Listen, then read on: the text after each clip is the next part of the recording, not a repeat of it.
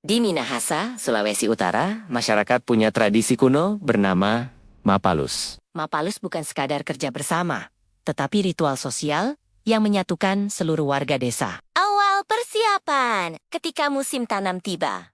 Seorang kepala keluarga mengundang warga lain untuk membantu mengolah ladangnya. Semua orang datang membawa alat tani masing-masing. Besoknya, giliran keluarga lain yang dibantu. Begitu seterusnya. Anak-anak ikut berlarian di pematang sawah sambil bersorak, Mapalus, Mapalus.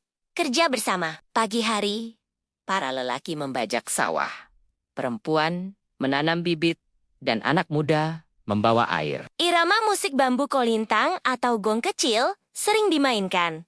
Membuat kerja terasa seperti pesta. Seorang tetua berkata, dengan Mapalus, satu orang bisa mengerjakan satu ladang, tapi 10 orang bisa menyelesaikan 10 ladang. Humor di tengah kerja. Seorang pemuda yang baru belajar menanam bibit salah arah. Bibitnya justru ditancap terbalik, akarnya ke atas. Semua tertawa. Bahkan ia sendiri ikut malu-malu sambil berkata, mungkin ini padi modern.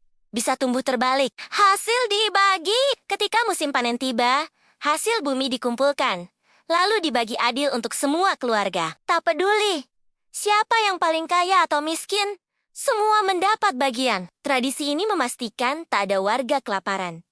Makna spiritual. Mapalus bukan hanya kerja, tapi doa dalam tindakan. Mereka percaya gotong royong adalah cara manusia meniru harmoni alam, seperti padi, air, dan tanah yang saling melengkapi. Legenda ritual Mapalus Minahasa adalah pengingat bahwa kekuatan terbesar bukan pada harta atau senjata, tapi pada kebersamaan dan hati yang rela berbagi.